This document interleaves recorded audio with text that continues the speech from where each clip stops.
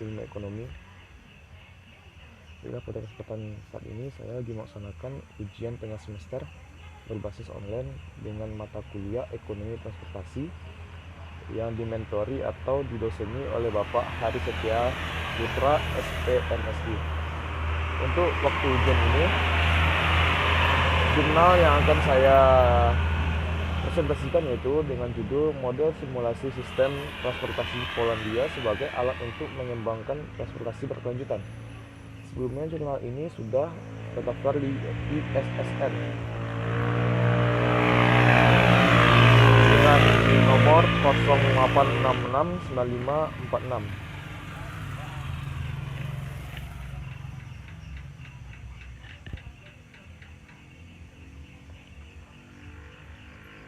Pada jurnal ini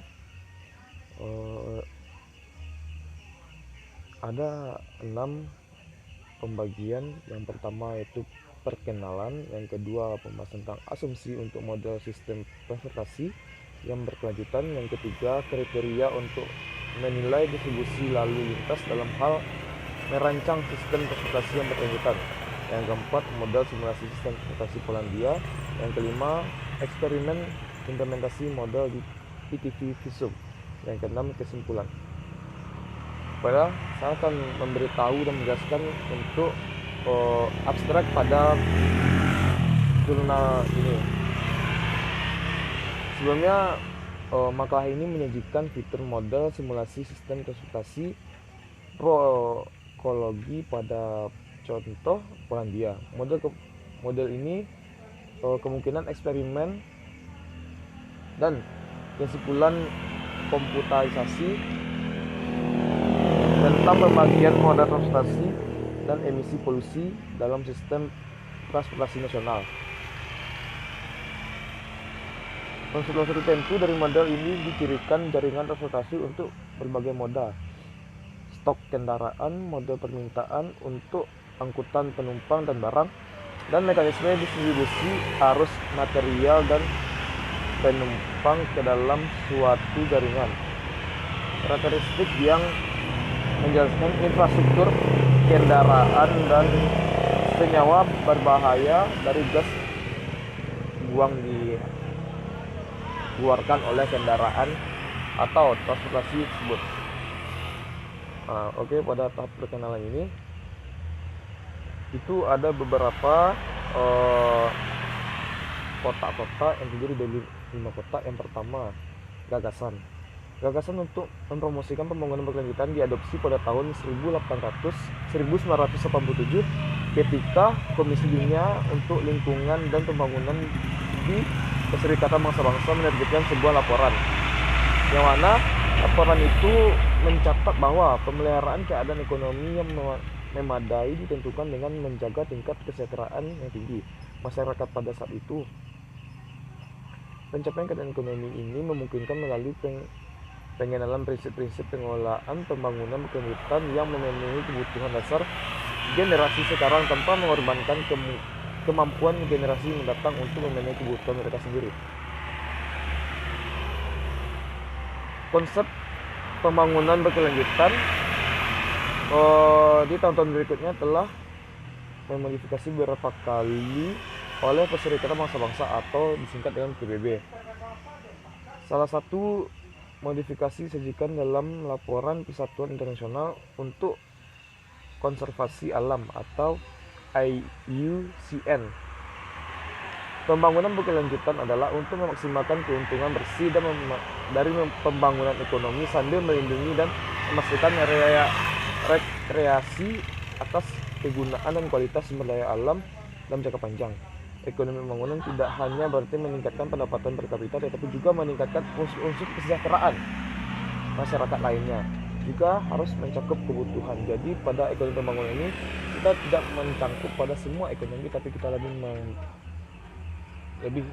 berpikir keras atau lebih memandang sudut kesejahteraan masyarakat yang sangat tergantungan pada ekonomi ini.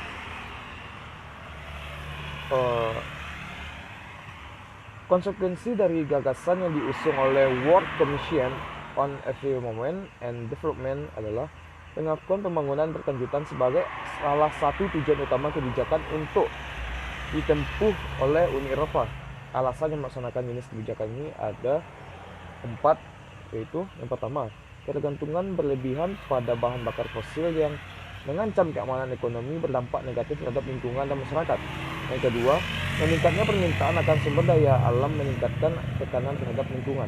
Yang ketiga, percepatan perubahan iklim akibat emisi karbon dioksida dan bencana alam yang merusak perekonomian. Yang keempat, daya saing yang berkembang perlahan yang dapat ditingkatkan melalui penggunaan solusi ekologis seperti sumber daya energi inovatif. Transportasi sebagai salah satu cabang perekonomian nasional yang berdampak merusak lingkungan hidup tetap menjadi perhatian utama membangun berkelanjutan. Akibatnya ini memunculkan ide-ide tentang transportasi yang berkelanjutan. Menurut para ahli dari Komisi Eropa Transportasi, sistem yang memenuhi asumsi pembangunan berkelanjutan atau sustainable transport adalah satu, memastikan realisasi tujuan komunikasi dengan cara yang aman tanpa membahayakan kesehatan manusia dan lingkungan dengan cara setara dengan generasi sekarang dan mendatang. Yang kedua, tidak berfungsi secara efektif menawarkan pilihan sarana transportasi dan menopang perekonomian dan membangun daerah.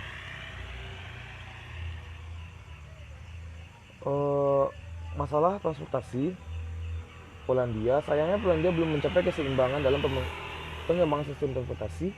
Ini dibuktikan dengan tugas yang ditentukan dalam dokumen kebijakan transportasi saat ini. Masalah utama transportasi Polandia yang harus diselesaikan pada tahun 2025 adalah, atau 5 tahun ke depannya, kemacetan terutama di jalan nasional dan daerah perkotaan. Yang kedua, menumbuhkan dampak negatif terhadap lingkungan dan peradaban. Juga ancaman tinggi terhadap nyawa dan anggota tubuh dari aktivitas transportasi terutama dari moda jalan raya. Yang keempat, kondisi infrastruktur teknis yang buruk terutama jalan raya. Produktivitas yang rendah dan daya saing angkutan kereta api yang rendah. Risiko yang timbul dari pembukaan pasar. Dengan adanya pembangunan infrastruktur transportasi ini memiliki dampak negatif terhadap lingkungan dan peradaban, yaitu satu, emisi gas rumah kaca yang berkontribusi terhadap perubahan iklim. Yang kedua, pencemaran udara lokal yang memenuhi kesehatan masyarakat lokal dan lingkungan alam.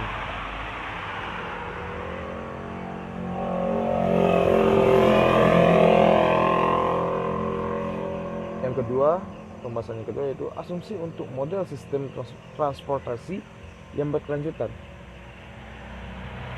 Model adalah alat untuk analisis dan evaluasi operasi sistem yang ada atau yang diproyeksikan.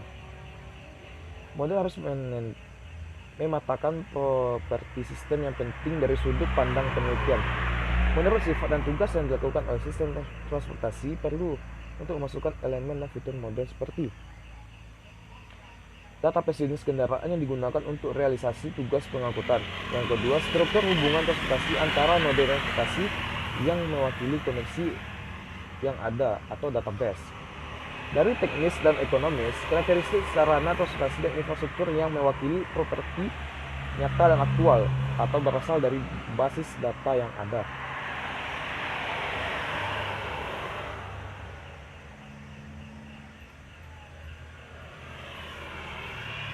Ketergantungan antara subsistem transportasi dan segmen permintaan dalam angkutan barang dalam model sistem transportasi terekologi. Ini merupakan bagan yang mana bagan ini membahas tentang ketergantungan antara subsistem transportasi dan segmen permintaan dalam angkutan barang dalam model sistem transportasi proekologis. Yang mana di sini dikatakan semua seperti contohnya transportasi pribadi atau kereta barang atau kargo kereta api itu membutuhkan bahan bakar yang begitu banyak, yang mana memakan produk pertanian, juga adanya pemburuan, penerbangan, dan perikanan. Begitu banyak aspek-aspek dalam ini. Transport pribadi, barang berat, kendaraan, atau truk itu sering mengeluarkan efek-efek yang negatif dan sangat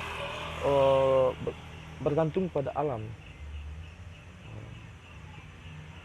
Jadi dengan adanya infrastruktur atau pembangunan transportasi ini, maka ekonomi dapat tumbuh dengan tidak atau dengan melestarikan alam yang ada di Polandia. Yang ketiga, kriteria untuk menilai distribusi lalu lintas dalam hal merancang sistem transportasi yang berkelanjutan. Indikator evaluasi. Indikator evaluasi ada 3, yaitu 1 bagian jalan, yang kedua aksesibilitas spasial berbagai moda transportasi, yang ketiga tingkat penggunaan kendaraan.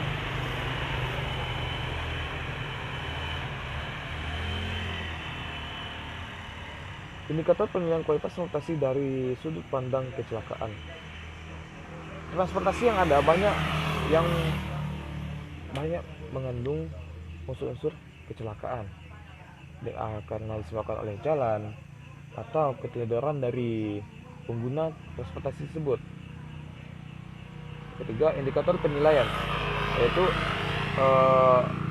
intensitas emisi total di kawasan tersebut, tingkat kemampuan batas emisi senyawa dan jenis kendaraan berbahaya tertentu, panjang jalan dan jalur moda yang berbeda di kawasan lindung, jumlah kendaraan yang memenuhi standar emisi yang diberikan. Indikator penilaian kualitas sistem transportasi. Hilangnya produktivitas manusia akibat kurang konsentrasi. Hilangnya produktivitas manusia karena kelelahan, kurangnya tidur dan istirahat, peningkatan daya kesehatan. Sebagai pengguna transportasi, kita harus berpikir dan juga menjaga kesehatan sebagai penumpang maupun driver pada moda transportasi tersebut. Dengan melindungi diri kita dan menjaga keselamatan, maka kita selamat dari kecelakaan dan selalu waspada dalam berkendara. Itulah solusi dalam tahap untuk menaiki moda transportasi ataupun menggunakan moda transportasi tersebut. Yang keempat, model simulasi sistem transportasi Polandia.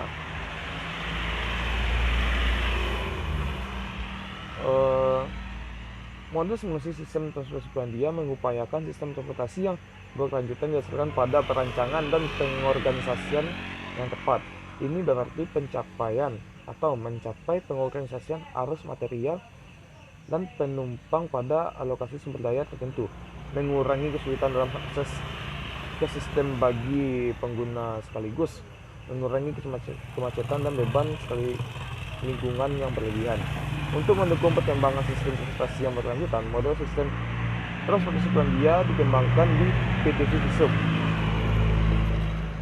yang mana PT Visum adalah alat yang terkoneksi, dimaksud untuk mendukung perancangan dan pembangunan sistem transportasi dalam hal kualitas polutan yang dilepaskan ke lingkungan,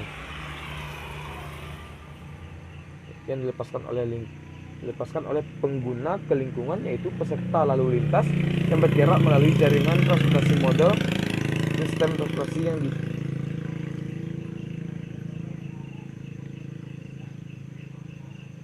Model sistem transportasi dibagi menjadi 2 model. Yang pertama, model jaringan. Model jaringan yaitu memetakan nodal dan infrastruktur linear dari sistem transportasi dan menjelaskan kesediaan pengguna untuk masing-masing moda yang sarana transportasi, yang mana Model jaringan itu terdiri dari bagian jalan, rel kereta api, saluran air, koridor udara, dan lain-lain. Yang kedua, model permintaan.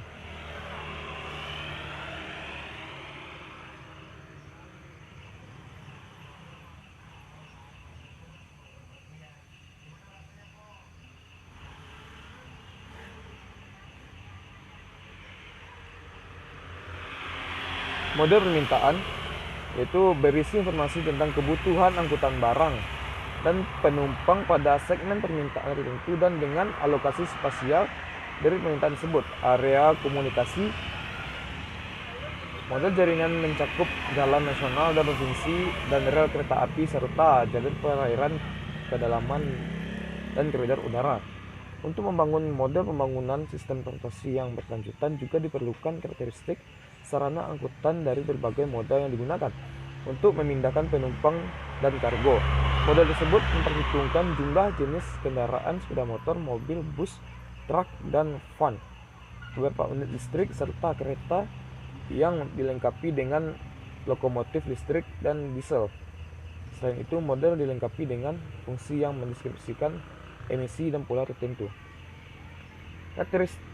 Karakter tugas transportasi yang dilakukan oleh sistem transportasi Polandia ditentukan oleh jenis objek yang diangkut, kargo atau penumpang, fitur kargo, persyaratan penumpang, hubungan transportasi, moda, dan juga kendaraan yang digunakan dan lain-lain.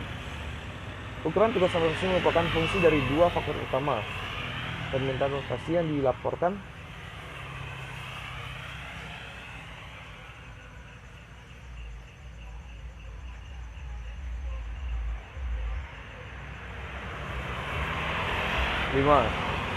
eksperimen implementasi model PTV visum.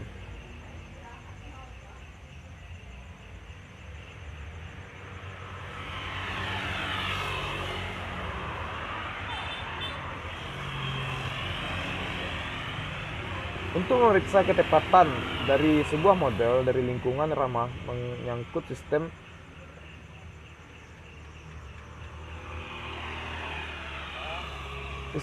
PTV visum, sejumlah studi tentang emisi senyawa berbahaya melalui transportasi telah dilakukan. Diskusi yang menggambarkan dampak angkutan barang terhadap jumlah polutan yang dilepaskan ke lingkungan alam di Polandia.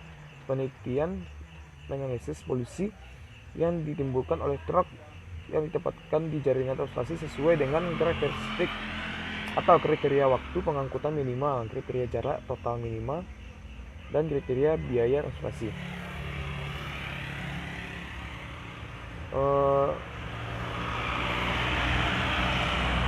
Pada grafik sebelah kiri itu volume transportasi berdasarkan moda transportasi. Itu menunjukkan waktu rel itu 100 atau tidak sampai dengan 100. Sedangkan jalan mengangkut 400 lebih. Dan itulah yang mana itu merupakan volume transportasi berdasarkan moda transportasi. Begitu juga dengan yang sebelah kanan. Pembagian moda transportasi dalam total transportasi volume. Karena tujuan utama penelitian perhatian diberikan pada transportasi jalan raya sebagai yang secara signifikasi diasumsikan bahwa angkutan barang sebagai besar akan dilakukan oleh 3 jenis kendaraan: van, truk tanpa trailer, dan truk dengan trailer. Hasil distribusi lalu lintas yang dinyatakan dalam jumlah ton kargo yang bergerak di sepanjang bagian jaringan tertentu diubah menjadi sejumlah kendaraan dari masing-masing jenis di atas. Penghitungan didasarkan pada data tentang jumlah kendaraan dari berbagai jenis di segmen jaringan transportasi hasil pengukuran lalu lintas nasional tahun 2010, pengukuran lalu lintas harian rata-rata, dan kapasitas rata-ratanya ditentukan berdasarkan data yang disajikan pada hasil kegiatan transportasi 2012. jumlah berbagai kendaraan, jenis kendaraan pada bagian jaringan transportasi, dan karakteristik pergerakan dasarnya digunakan untuk memperkirakan emisi polutan, yaitu CO2, CO, HC, tidak, dan PM melalui sistem transportasi jalan raya sebagai akibat dan pengangkutan barang. Ini adalah grafik atau pena ataupun peta kendaraan barang dari berbagai jenis yang membebani jaringan transportasi Polandia dalam 3 varian sesuai dengan kriteria waktu minimal, jarak, dan biaya. Kesimpulan, gagasan tentang transportasi berkelanjutan karena meningkatnya dampak negatif terhadap lingkungan merupakan tantangan penting bagi masyarakat abad ke-21. Solusi organisasi legislatif membawa pengaruh yang signifikan dalam mengurangi dampak transportasi terhadap lingkungan, tetapi pertumbuhan pesat dalam permintaan untuk transportasi serupa dengan pertumbuhan PDB. Dan kemudian pertumbuhan lalu lintas mengkonspirasi pencapaian ini. Selain itu, dengan menganalisis standar Euro berikutnya, dapat dilihat bahwa potensi teknis yang membatasi emisivitas mesin pembakaran menjadi semakin terbatas. Model tersebut dapat diterapkan untuk menentukan skenario transportasi lanjutan. Ini mematakan investasi, infrastruktur, dan rolling stock, serta solusi legislatif untuk mengembangkan sistem transportasi yang ramah lingkungan. Eksperimen simulasi mengungkapkan bahwa selain membatasi pangsa angkutan jalan dalam volume total, masalah penting adalah pemilihan alat transportasi dan rute pergerakan yang sesuai. Baiklah, cuman itu yang dapat saya sampaikan dari presentasi saya. Jika ada salah dan janggal, saya mohon dimaafkan. Kesempurnaan hanya milik Allah Subhanahu wa taala, kesalahan datang dari diri saya sendiri. Maka dari itu, jika ada salah dan janggal, mohon dimaafkan. Wabillahi taufiq wal hidayah. Assalamualaikum warahmatullahi wabarakatuh.